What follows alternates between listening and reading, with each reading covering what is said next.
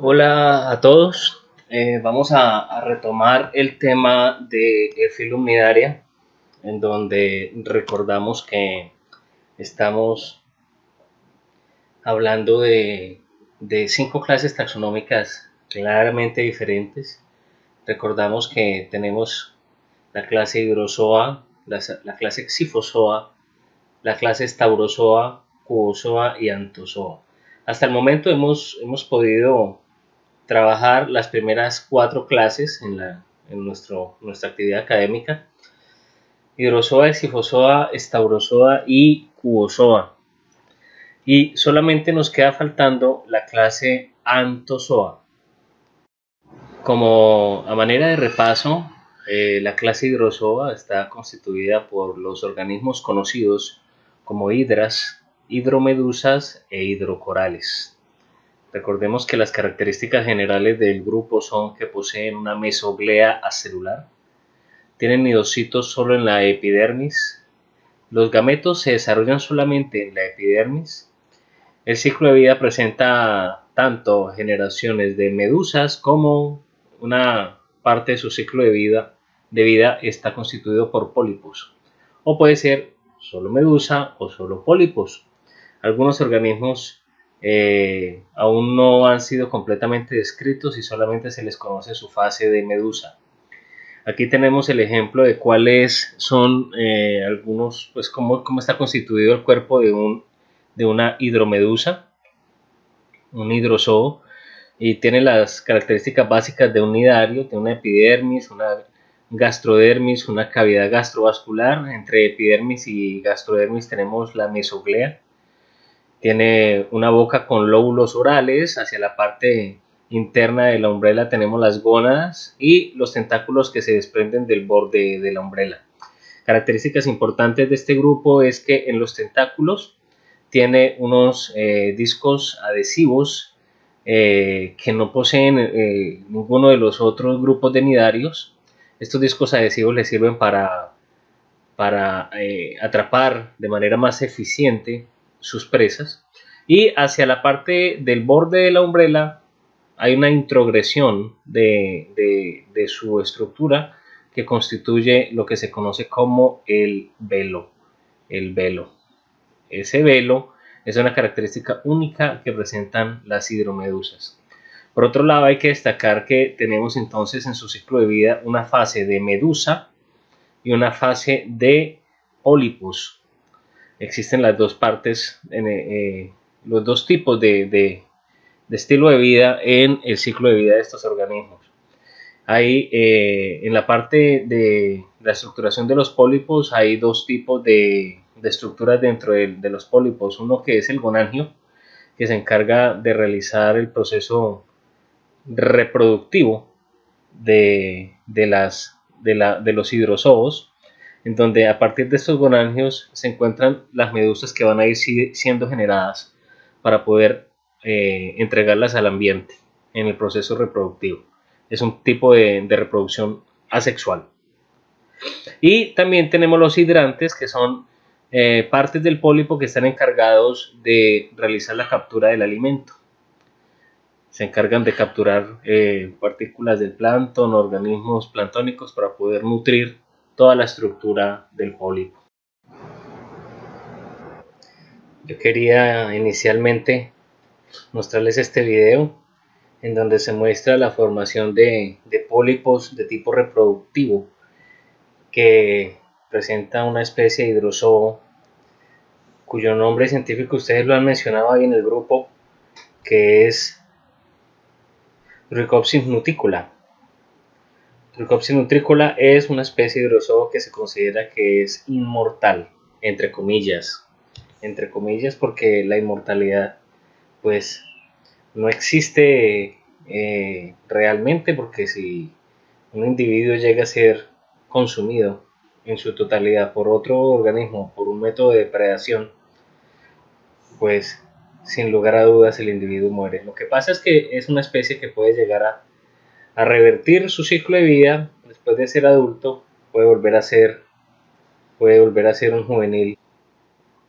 También dentro de los hidrozoos encontramos, recordemos, a los hidrocorales, que son conocidos en el caso de nuestro ecosistema más cercano, el Mar Caribe, con el género, organismos con el género del género Millepora, organismos del género Millepora que pertenecen al grupo de los hidrocorales. Aquí tenemos un video donde podemos ver estas estructuras de color mostaza, pertenecen a la especie Millepora complanata específicamente.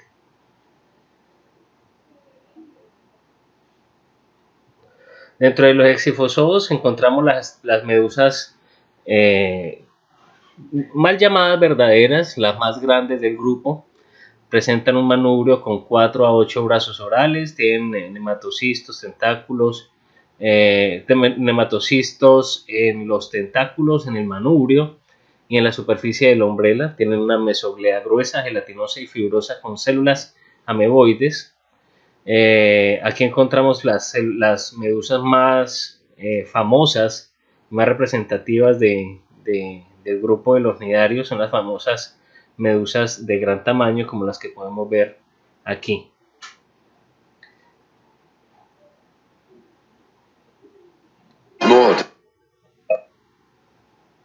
Dentro de los estaurozoos, la tercera clase taxonómica que estamos recordando el día de hoy, encontramos a las estauromedusas, que hay que aclarar que no poseen la fase de medusa en su ciclo de vida, sino que pertenecen o poseen solamente la fase de pólipo.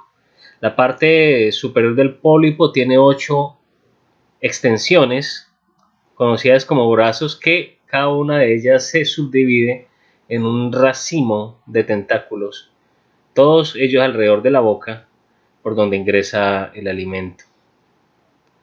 La cuarta clase es la clase Cubozoa, en donde encontramos a las cubomedusas.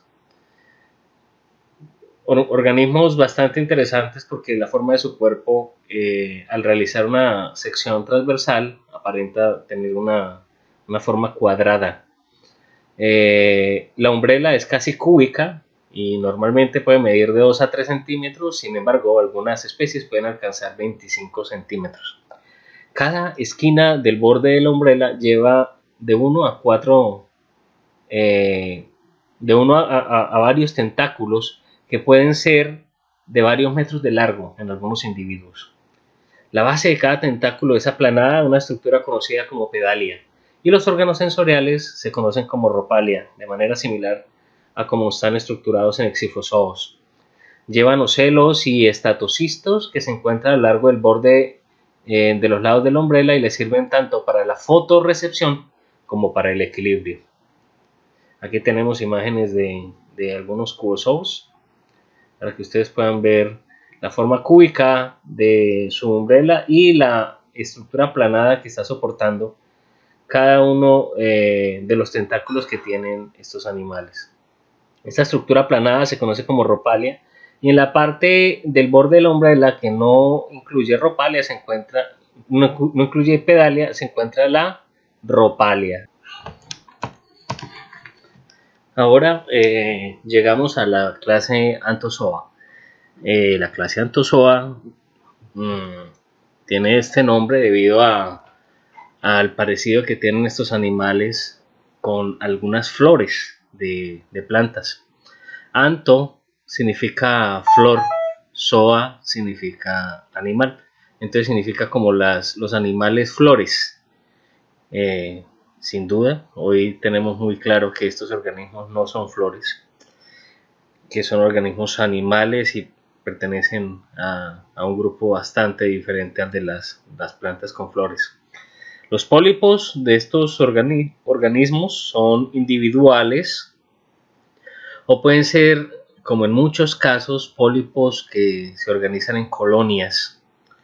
El estado de medusa en estos organismos está ausente en ese ciclo de vida de estos organismos. Tienen nidocitos presentes en la gastrodermis. Como todos los cnidarios, poseen simetría radial, tienen gónadas ubicadas en la gastrodermis, tienen una mesoglea fibrosa con fibras de colágeno y es una mesoglea celular. Los tentáculos vienen en número de 8 o en número que pueden ser múltiplos de 6. Pueden ser tentáculos en algunos organismos de 6, otros 12, otros 18, etcétera, dependiendo de la especie. Los organismos del grupo de los Anthozoa, de la clase Anthozoa, son organismos marinos que se encuentran en todas las profundidades del mar. Algunos nidarios pueden llegar a existir en ecosistemas estuarinos, en donde se mezcla tanto el agua dulce como el agua salada. Sin embargo, no se han encontrado organismos anthozoos en ecosistemas dulceacuícolas.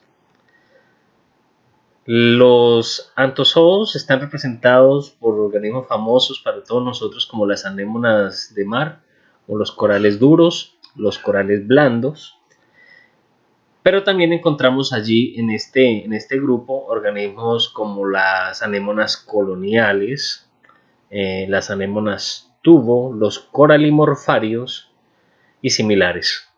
Las anémonas son sésiles solitarias y frecuentemente son grandes y coloridas. Los corales también son coloridos y son sésiles. Tienen reproducción sexual. Los organismos realizan reproducción sexual entregando sus gametos al medio ambiente de manera sincronizada con otros organismos para que en el agua se realice la fecundación y se pueda entonces generar el cigoto, que después se va a transformar en una larva que migrará hasta donde encuentre un sustrato lo suficientemente fuerte y adecuado para que pueda entonces formarse un nuevo pólipo que construya el establecimiento de un nuevo antozoo en ese sitio. Contiene 3 subclases taxonómicas, que son la subclase Hexacoralia, también conocida como Zoantaria, la serie Antipataria y la Octocoralia, también conocida como Alcyonaria. Los Hexacoralia se conocen como anémonas, corales duros y algunos otros. Los serie Antipataria, anémonas tubo y corales espinosos, y los Octocoralia como los corales blandos y corales de fuego. Es de aclarar que los Hexacoralia y los serie Antipataria obedecen a un plan hexámero, es decir, que los tentáculos que poseen estos organismos vienen en un número múltiplo de 6. Y los Octocoralia, como su nombre lo indica, son organismos que presentan un plan octámero, es decir, que poseen tentáculos en número de 8.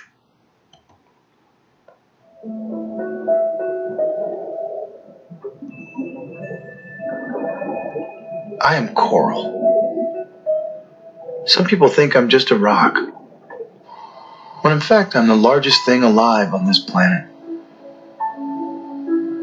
I'm so big I can be seen from space. But for how long? I grew for almost 250 million years. And humans came along, and now 1/5 of me is gone. Sure, I live at the bottom of the sea, and you might not see me that often. But you do need me. Do you realize that 1/4 of all marine life depends on me? I am the nursery of the sea. Little fish depend on me for food, and to hide from the big fish. And guess who eats the big fish? That's right, you do. I'm the protein factory for the world. Yet you raise the temperature of the ocean, so I can't live here anymore. And when big storms and tsunamis barrel through the ocean, I'm your fortress. Yet you tear me apart with dynamite and poison me with cyanide. Well, here's a crazy thought. Stop killing me.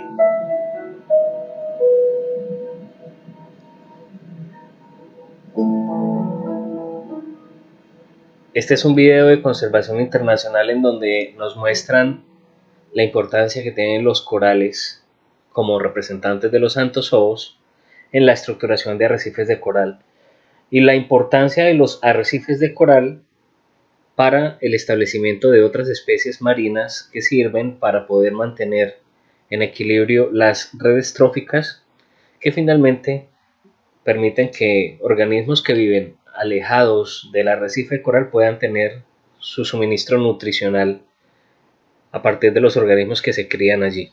Nosotros también nos beneficiamos, puesto que la dieta de los organismos, de los seres humanos que viven tanto a nivel de las costas de diferentes partes del mundo como del interior continental, nos beneficiamos gracias a los peces que se pueden producir allí en esos arrecifes de coral. Para empezar, vamos a hablar de la clase Octocoralia. Los octocorales poseen pólipos que cuentan con 8 tentáculos marginales huecos y pinnados. Pinnados significa que están subdivididos. Contemos. Este es un pólipo de un octocoral. Tiene 1, 2, 3, 4, 5, 6, 7 y 8 tentáculos alrededor de una boca, y cada uno de esos tentáculos tiene subdivisiones, lo que se conoce como pinnas. Por lo tanto, los tentáculos se conocen como tentáculos pinnados. Huecos porque en su interior no están rellenos, y marginales porque se encuentran en el borde del pólipo.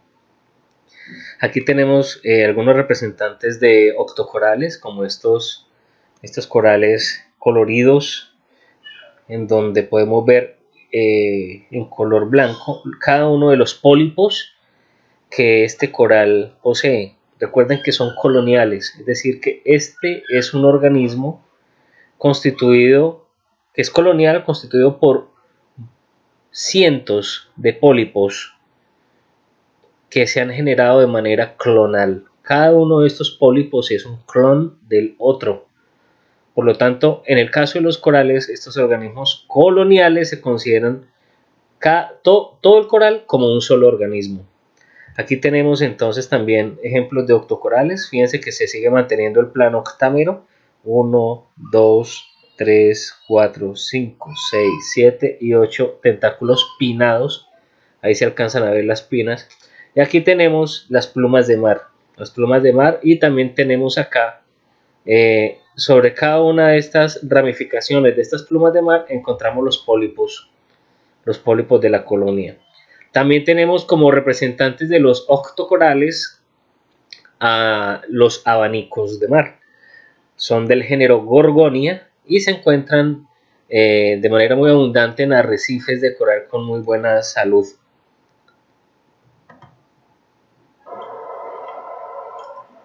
Aquí podemos ver cómo se mueven los tentáculos pinnados de algunos octocorales. Hay que resaltar que todos los octocorales son coloniales. Las cavidades gastrovasculares de los pólipos se comunican a través de un sistema de tubos gastrodermales llamados solenia. Recordemos acá tenemos un pólipo, acá tenemos otro pólipo y acá tenemos otro pólipo. En la base de cada pólipo tenemos la cavidad gastrovascular que se conecta al exterior con la boca. Alrededor de la boca tenemos los tentáculos, que son huecos. Dentro de la cavidad gastrovascular se generan las gónadas que van a producir los gametos de estos organismos para que puedan realizar la reproducción sexual. Al lado de los pólipos se encuentra entonces el esqueleto del octocoral. Dentro de ese esqueleto, que está constituido sobre un coenénquima, que es el mesohilo de la colonia, se encuentran unos espacios conocidos como tubos gastrodermales, también conocidos como solenia. Estos tubos gastrodermales se comunican al interior del pólipo a partir de estos orificios, y los nutrientes obtenidos por cada uno de los pólipos son utilizados para el sostenimiento de cada uno de esos pólipos, pero cuando los nutrientes están en una cantidad suficiente, pueden ser compartidos con los otros pólipos a través de estos canales que se conocen como solenia. Y esos canales se comunican finalmente con otros pólipos de la misma colonia como este o como este. Y de esa manera, cuando un pólipo se alimenta suficientemente bien, puede estar compartiendo los nutrientes con otros pólipos y de esa manera permitir que la colonia se pueda sostener como un todo en el ambiente en donde se vive. La superficie de la colonia está cubierta por epidermis, y el esqueleto que soporta cada uno de estos pólipos pueden ser espículas calcáreas, solitarias, algunas espículas fusionadas y también puede tener proteína córnea que pueden estar presentes de manera independiente o pueden estar presentes de manera combinada, todas ellas, para producir el esqueleto del octocoral. La subclase Hexacoralia está constituida por organismos conocidos como anémonas, anémonas coloniales y corales verdaderos. Los Hexacoralia son organismos que pueden ser solitarios, algunos de ellos, y la gran mayoría de los Hexacoralia son coloniales, es decir, que se presentan en pólipos que están ubicados en colonias. Los mesenterios y los tentáculos de estos organismos son organizados en múltiplos de 6. Los mesenterios son pareados. Tienen una o varias coronas de tentáculos dependiendo del grupo biológico. Por ejemplo, en el caso de los zoantidios, como los que vemos a mano izquierda, que son conocidos también como anémonas coloniales, estos organismos que pertenecen a los Hexacoralia presentan 2 coronas de tentáculos únicamente. Los actiniarios, como las anémonas que vemos en la imagen del centro, presentan múltiples tentáculos alrededor de la boca, no necesariamente organizados en manera de coronas, sino que son tentáculos dispersos sobre todo el borde de la columna. Y por último, los corales verdaderos, también conocidos como corales que pertenecen al orden Scleractinia, tienen un número de tentáculos variables también, múltiplos de 6, pero presentes organizados a manera de una sola corona.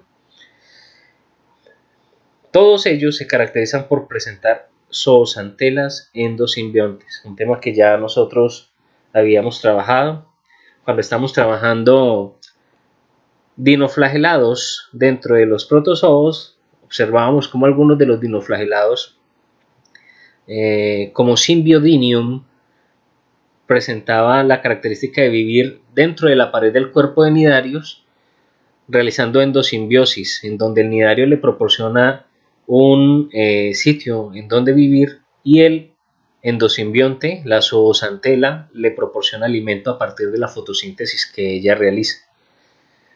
Gran parte de la coloración que los nidarios Hexacoralia poseen se debe a los diferentes tipos de zooxantelas que viven en su interior. El estrés químico o físico que puedan sufrir algunos corales produce la externalización de las zooxantelas, y al externalizarse las zooxantelas de estos organismos, entonces los nidarios dejan de tener un suministro importante de nutrientes que normalmente tenían. Por tal razón, cuando se produce esa externalización de zooxantelas, se produce el fenómeno del blanqueamiento, y ese blanqueamiento puede hacer que la colonia de hexacorales o hexacoralia pueda morir básicamente de hambre.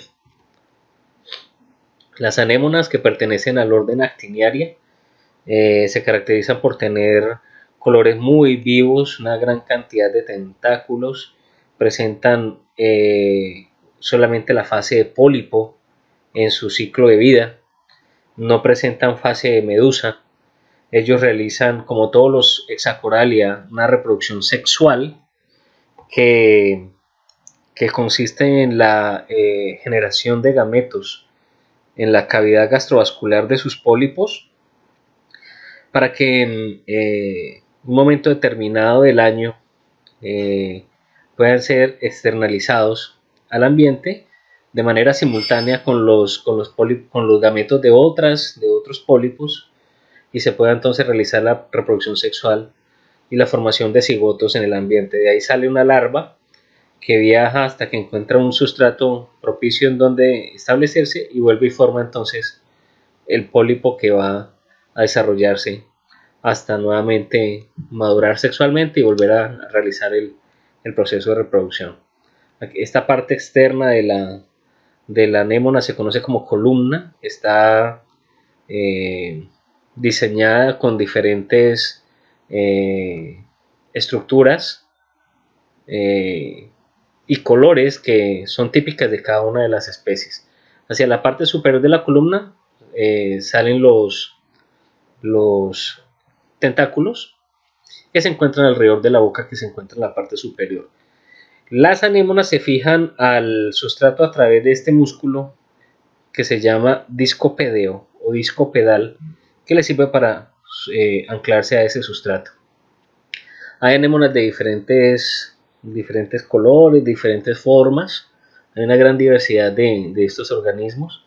Aquí podemos ver como esta especie, por ejemplo, que tiene una gran cantidad de tentáculos alrededor de una boca. El espacio entre la boca y el sitio en donde empiezan a salir los tentáculos se conoce como disco oral.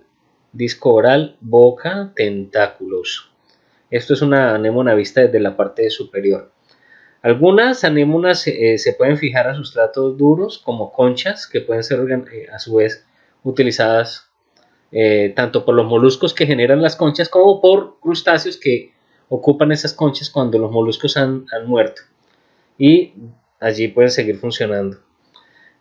Otras viven unas junto a otras, sin que esto indique que sean colonias, sino que simplemente es su forma de vida. Si realizamos un corte longitudinal del pólipo de la anémona, podemos ver la boca, el disco oral y los tentáculos. Hacia el interior encontramos la faringe y la cavidad gastrovascular. En el interior de la cavidad gastrovascular se forman las gónadas que van a generar los gametos que van a participar en la reproducción sexual. La columna del pólipo está estructurada a manera de... se puede llegar a erguir gracias a la presencia de estas columnas de construcción conocidas como mesenterios. Estos mesenterios son estructuras internas que tienen las anémonas y todos los pólipos, en realidad, que le permiten tener como la estructura suficiente para poder organizarse en los tamaños que estos organismos tienen. Si hacemos un corte transversal de todo el organismo, vamos a poder observar algo así. En la parte interna, pues la faringe, que va a comunicar hacia la parte inferior con la cavidad gastrovascular y hacia la parte superior con la boca, y está recubierta toda de la gastrodermis. Hacia el lado y lado de la faringe encontramos lo que se conoce como el sifonoglifo a un lado y al otro lado de la faringe. Esto le permite al organismo, cuando cierra su boca y su faringe, a partir de los sifonoglifos, permite que ingrese el agua o ingrese alimento de partículas muy pequeñas para poder seguir nutriéndose. Cuando el animal cierra su boca por alguna razón, como por ejemplo el ataque a un depredador o esconderse de algún depredador o alguna situación turbulenta que esté ocurriendo en el ambiente. Entre la faringe y la pared del cuerpo que tenemos aquí rodeando esta estructura, encontramos los mesenterios, que son de tres tipos. Unos mesenterios que atraviesan desde el borde de la pared del cuerpo hasta la faringe, que se conocen como septos completos. Otros que van desde el borde de la pared del cuerpo hasta la mitad aproximadamente de la pared de ese cuerpo, que se conocen como músculos, como septos secundarios, y otros que son mucho más pequeños, que se conocen como septos terciarios.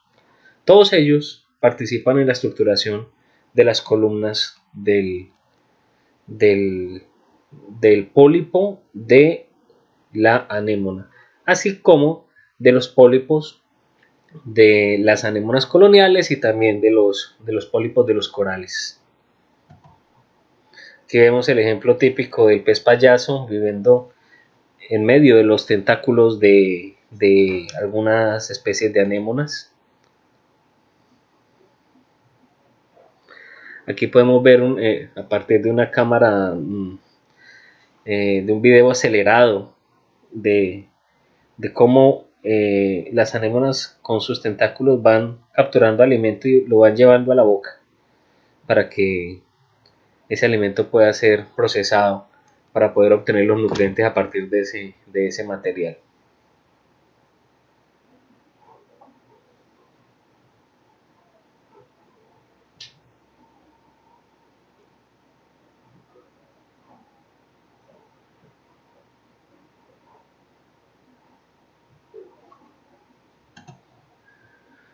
Adicionalmente, los antozoos no tienen, pues normalmente tenemos la idea de que son sésiles, y el hecho de ser sésil quiere decir que no se mueven. Sin embargo, aquí tenemos el ejemplo de una anémona que ha despegado su disco pédeo, que tenemos acá, este es el disco pédeo, lo ha despegado de su sustrato y ha girado su cuerpo 180 grados para que por medio de los tentáculos ella pueda desplazarse hasta un sitio en donde ella encuentre más comodidad.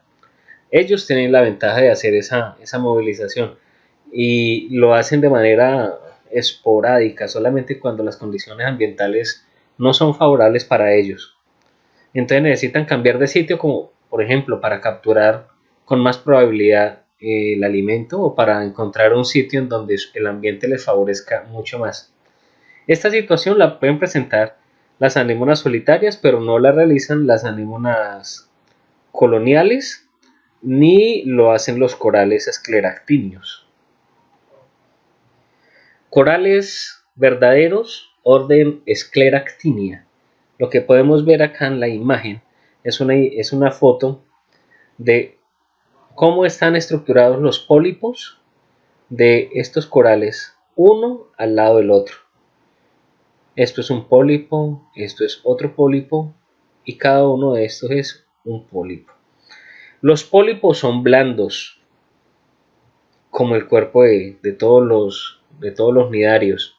Sin embargo, los pólipos de los corales secretan un esqueleto calcáreo, que es el que le permite a ellos tener una protección y una estructuración tal que les facilita vivir en el ambiente en donde ellos viven. Ese esqueleto está constituido por carbonato de calcio secretado por ellos mismos. Entonces, este pólipo es un clon de este, y a su vez de cada uno de los que tiene alrededor.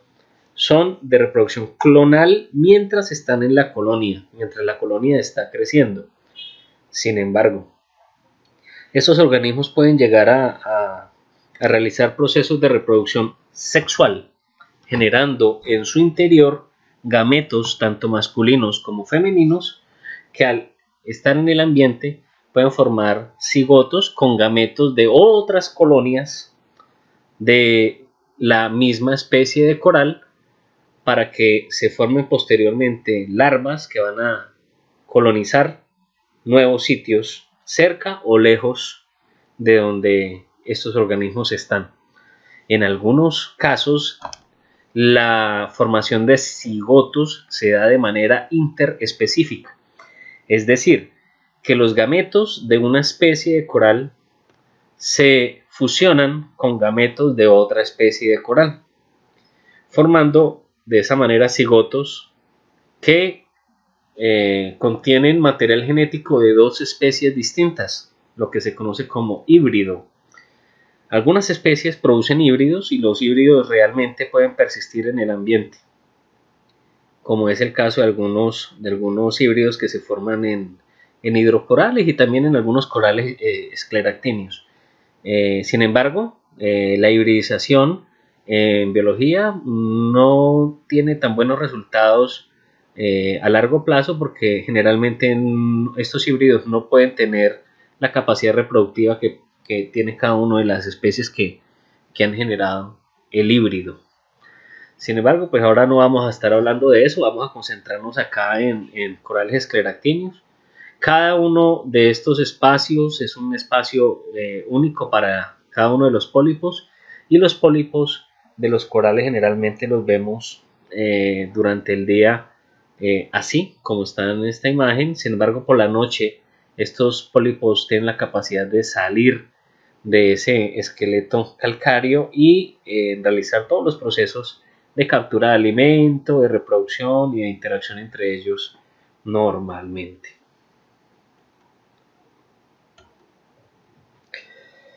Estas imágenes que tenemos acá en la parte de abajo son fotografías de los espacios que ocupa cada uno de los pólipos.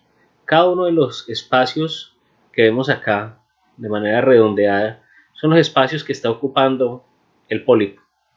Recuerden que los pólipos de estos organismos antozoos tienen unos mesenterios, como los que acabamos de ver en actiniarios, que están constituidos por músculos, pero que en el caso de los corales escleractíneos, esos mesenterios tienen la capacidad de generar una secreción de carbonato de calcio que obedece a la forma en la que están organizados los mesenterios en cada uno de los pólipos. Como ustedes pueden ver, cada uno de estos espacios en donde está ubicado un pólipo, pues tiene una secreción de carbonato de calcio que corresponde a la forma en la que están organizados los mesenterios. Algunas secreciones son completas, que se generan a partir de septos completos, otras van solamente hasta la mitad, como se puede explicar a partir de los mesenterios secundarios, y tiene otras secreciones calcáreas que llegan hasta menos de la mitad de la pared del cuerpo del animal, generada a partir de mesenterios terciarios. Cada espacio redondeado donde se encuentra cada pólipo se conoce como cáliz. Cáliz. El plural de cáliz es cálices, es decir que las colonias de escleractíneos están constituidas por cálices que contienen dentro de cada uno de ellos los pólipos típicos de cada una de las especies de coral. El pólipo va generando, a partir de cada uno de los septos de su pólipo, va generando secreciones de carbonato de calcio, que constituye lo que se conoce como escleroseptos, que son los que acabamos de ver acá. Cada una de estas laminitas que se encuentran acá, constituidas por carbonato de calcio, algunas más largas, otras más cortas, algunas más largas, otras más cortas, están constituidas de carbonato de calcio generado alrededor de cada uno de los septos musculares que tiene el pólipo del coral, de tal manera que los escleroseptos representan la forma en la que están constituidos y organizados los septos musculares del pólipo del coral. Mientras el coral se va creciendo, se van agregando cada vez capas y más capas de carbonato de calcio sobre los escleroseptos, y hacen que la colonia crezca. Ese esqueleto es de carbonato de calcio. Recordemos, las zooxantelas están ubicadas en la pared del cuerpo del antozoo. Específicamente acá estamos hablando de escleractíneos, y si aumentamos esta parte vamos a ver cómo las zooxantelas se ubican acá para poder realizar el proceso de fotosíntesis, y parte de ese azúcar, de esa glucosa que se genera a partir de la fotosíntesis, es utilizada por los corales para poder subsistir. Recuerden que los arrecifes de coral son ecosistemas muy pobres en alimentos. Son ecosistemas que tienen muy poca participación de organismos planctónicos. Son aguas muy claras, muy translúcidas, en donde esto indica que no hay una gran cantidad de organismos planctónicos. Por lo tanto, los organismos antozoos que viven en arrecifes de coral no tienen una gran disponibilidad de alimento. Y esto es un aspecto que compensan con la presencia de zooxantelas en su interior, que les proporcionan glucosa para que estos organismos se puedan alimentar.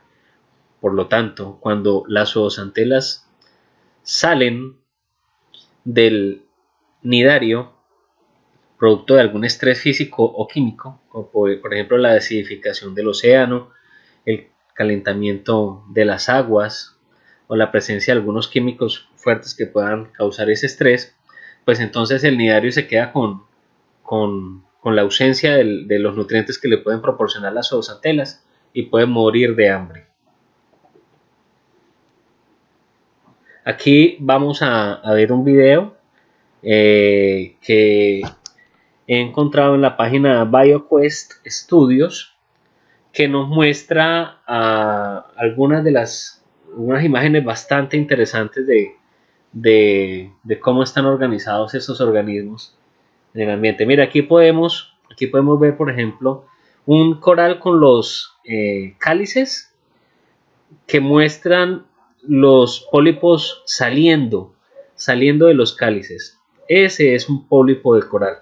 Este es un pólipo de coral y aquí podemos ver cómo esos cálices van saliendo de esos pólipos, los pólipos van saliendo de los cálices, que generalmente son fenómenos que ocurren en la noche cuando la actividad de estos organismos es mucho mayor.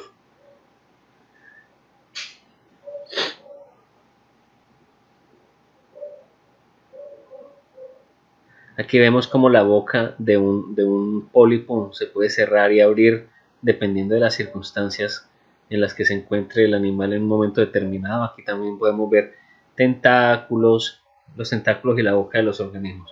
Acá podemos ver una anémona que tiene la capacidad de enterrarse y de salir de esa arena en donde se ha resguardado.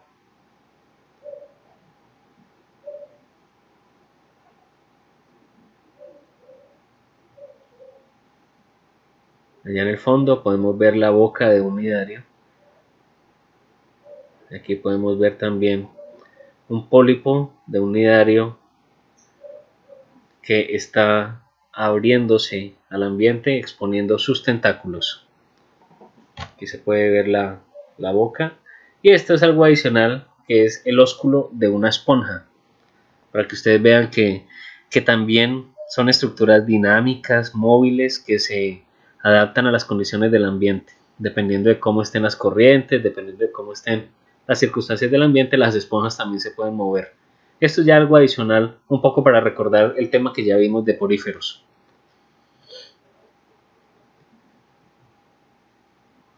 Esos organismos que nosotros vemos aparentemente estáticos realmente tienen movimiento y tienen la capacidad de adaptarse a las condiciones del ambiente, como las corrientes, temperatura, cualquier factor físico o químico. Recuerden que son animales y que tienen la capacidad de reaccionar ante los estímulos del ambiente.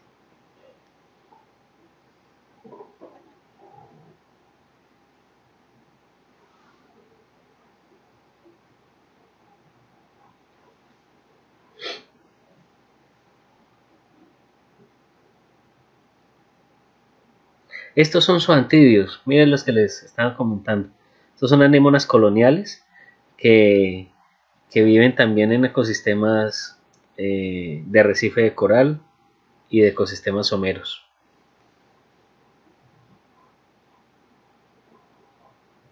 Estos son octocorales, que también tienen sus pólipos guardados.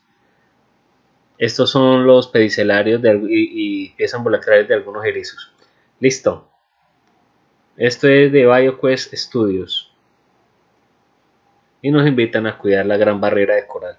Pero la Gran Barrera de Coral no es la única que hay que cuidar. Nosotros también tenemos acá en nuestro ecosistema arrecifes de coral que son dignos de cuidar y que son más nuestra responsabilidad que cuidar la barrera de coral. Nosotros tenemos en el Caribe colombiano gran cantidad de arrecifes que están amenazados por diferentes factores como el turismo, como la pesca ilegal, la pesca con dinamita, que hacen que estos ecosistemas estén en riesgo. También los malos manejos administrativos, la construcción ilegal de cabañas encima de los arrecifes de coral, la contaminación orgánica, la contaminación inorgánica, hace que estos ecosistemas se puedan afectar.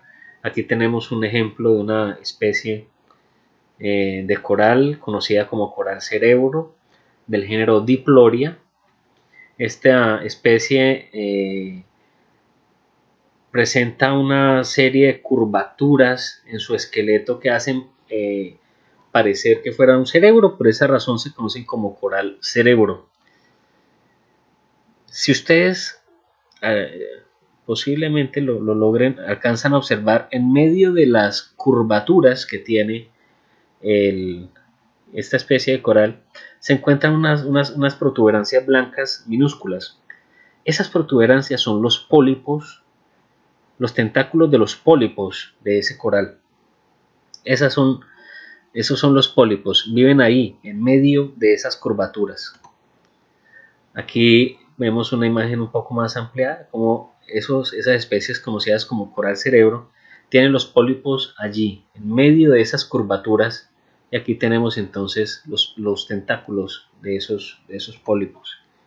Una imagen más para que ustedes puedan observar cómo se encuentran los pólipos y los tentáculos de esos pólipos en medio de esos corales cerebro. Aquí tenemos, por ejemplo, pólipos que presentan, aquí vemos las bocas de esos pólipos y los tentáculos de esos pólipos que se encuentran organizados en esos corales cerebro.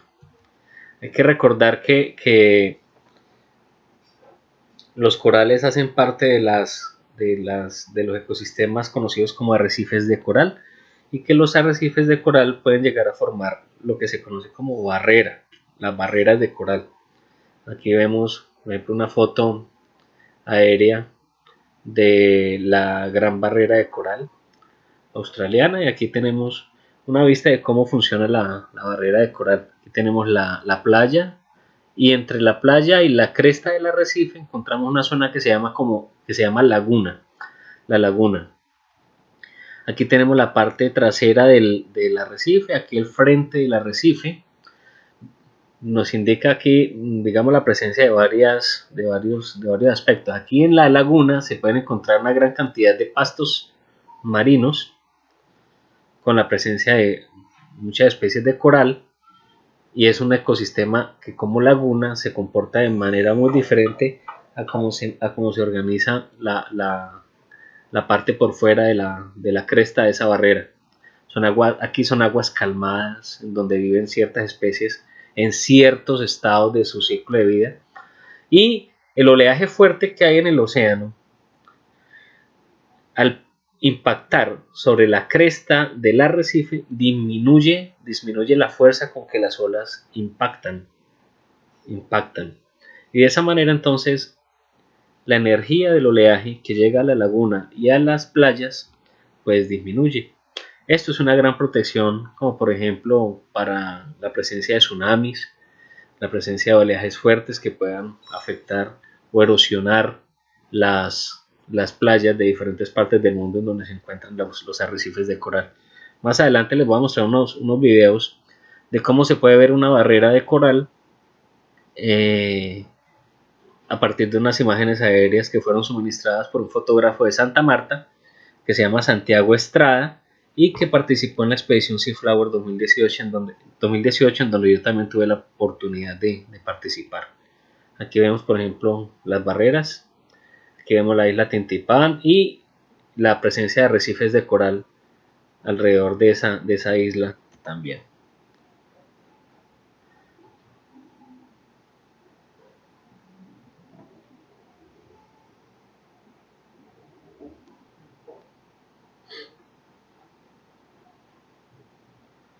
Aquí la presencia de algunos nidarios con sus pólipos y sus tentáculos. Vamos a mirar, a tratar de ver otra imagen. Esta imagen está mejor. Acá vemos una colonia de una especie que se llama, del género Acropora. Esta especie tiene una organización bastante particular. Esta especie es Acropora millepora y tiene aquí organizados los pólipos en cálices muy diferentes a los cálices que vimos anteriormente en las otras especies. Aquí podemos ver otra especie de Acropora luripes. Y para que tengan ustedes un poco más de contexto, estas especies de Acropora son importantes para detener el oleaje de los sitios en donde la ola impacta sobre el arrecife. Aquí vemos el saco de huevos y de esperma que ellos entregan para poder realizar el proceso de reproducción sexual.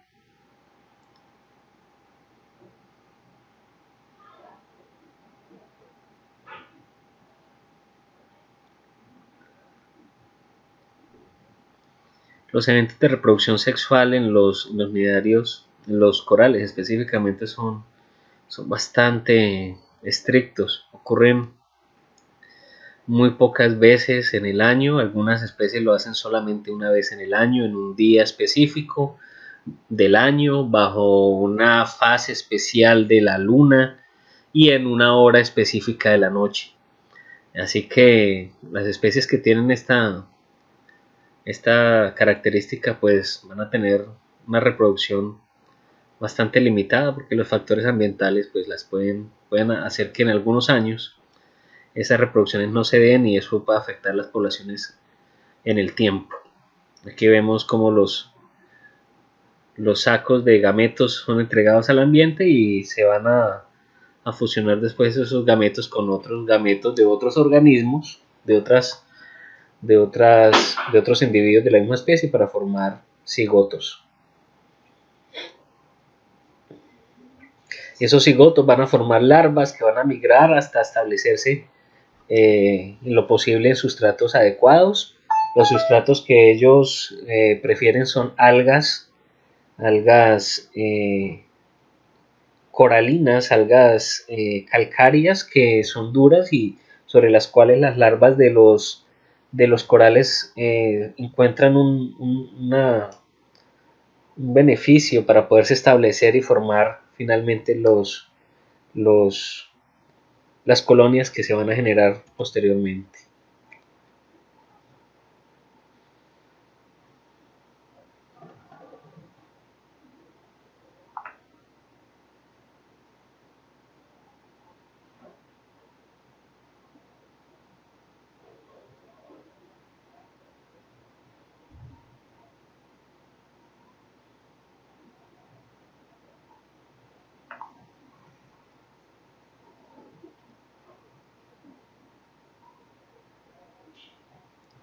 Esta es una imagen que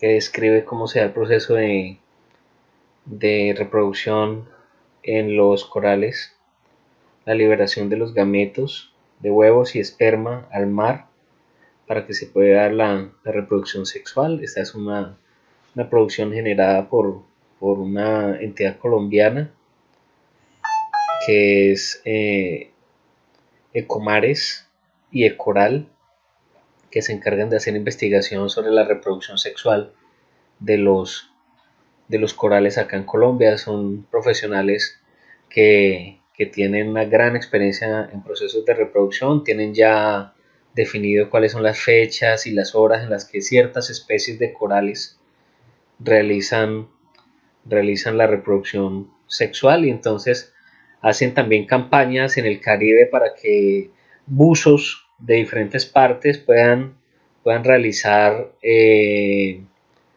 exploraciones en diferentes partes para visualizar la reproducción de las especies de coral. Por ejemplo, Montastrea annularis, Acropora cervicornis, etc. Muchas especies realizan su reproducción en momentos que ya están definidos.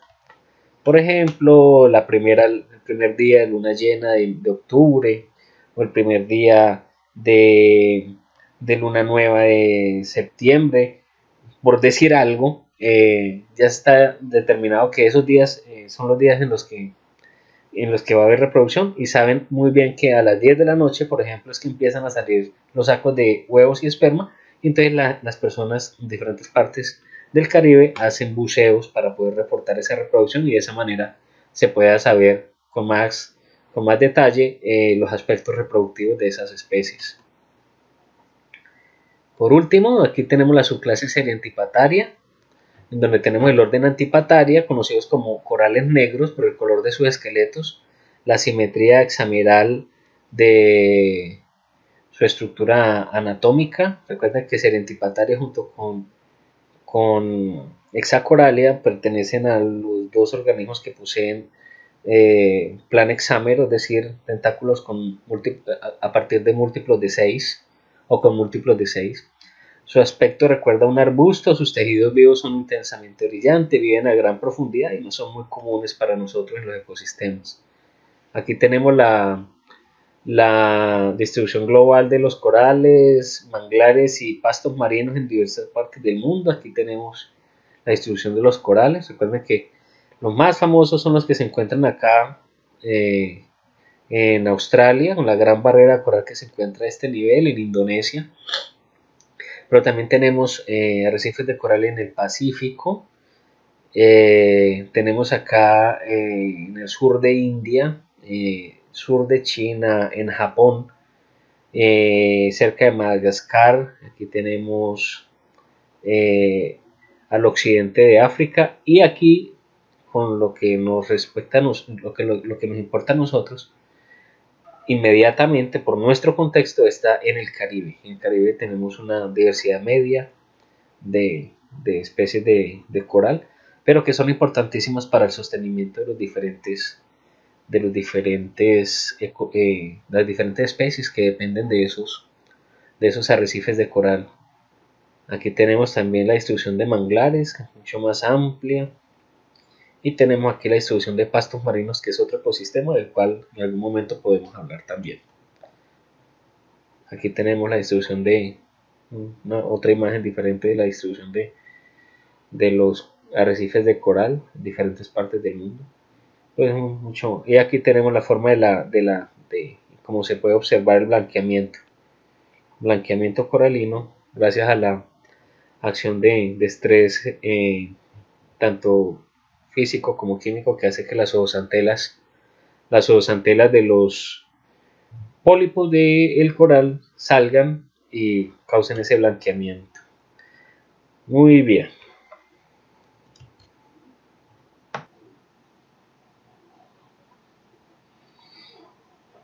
Bueno, aquí podemos observar la rompiente del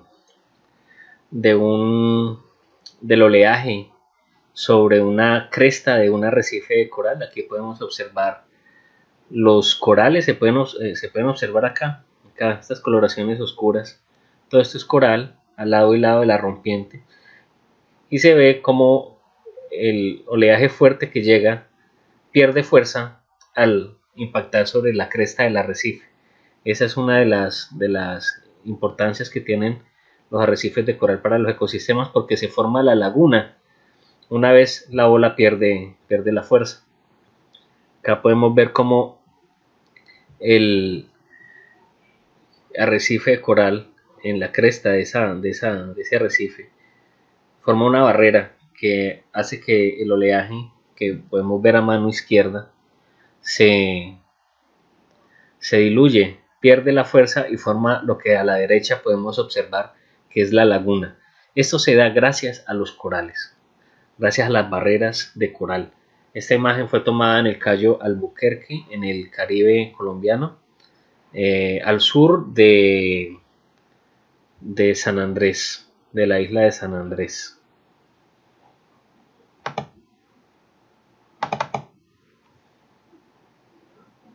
Acá podemos ver otras imágenes. Aquí podemos ver una especie de anémona a la cual solamente le podemos observar sus tentáculos.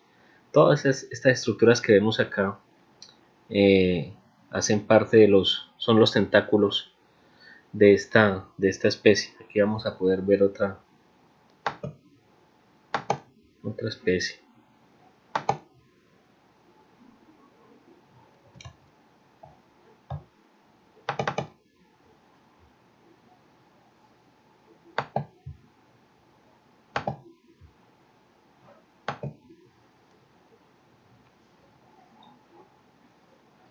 Aquí podemos ver esta especie también que presenta en sus tentáculos una coloración distinta hacia la parte distal. Esa especie se llama Condylactis gigantea. Esa es la especie conocida como Condylactis gigantea. Aquí podemos ver octocorales. Estos organismos que se presentan acá con ramificaciones son los octocorales. Y los pólipos los podemos ver de color café un poco claro. Aquí los podemos ver de la manera en cómo ellos se organizan a partir de esas ramificaciones, y en medio de ellos encontramos un caracol que se llama caracol flamingo, que obviamente hace ver cómo estos organismos no pueden vivir solos. Aquí vemos cómo un arrecife de coral sirve de sitio en donde los inmaduros de muchos peces pueden vivir. El arrecife de coral es como un conjunto de apartamentos en donde cada huequito que se forma en ese arrecife de coral puede servir para que un organismo pueda vivir por lo menos una parte de su vida. Aquí tenemos otra imagen de cómo se ve la anémona Condylactis gigantea. A mano derecha encontramos un octocoral y aquí también encontramos otro octocoral. Esa es la forma en la que estos organismos se pueden observar en sus ecosistemas. Estas imágenes son todas generadas o obtenidas por el fotógrafo Santiago Estrada de Santa Marta. Aquí tenemos octocorales. Podemos ver los pólipos que salen del esqueleto de los octocorales. Los pólipos son esas estructuras blancuzcas o cafés que se pueden ver acá saliendo de la parte morada de estos animales. Aquí tenemos una esponja. Este es un porífero.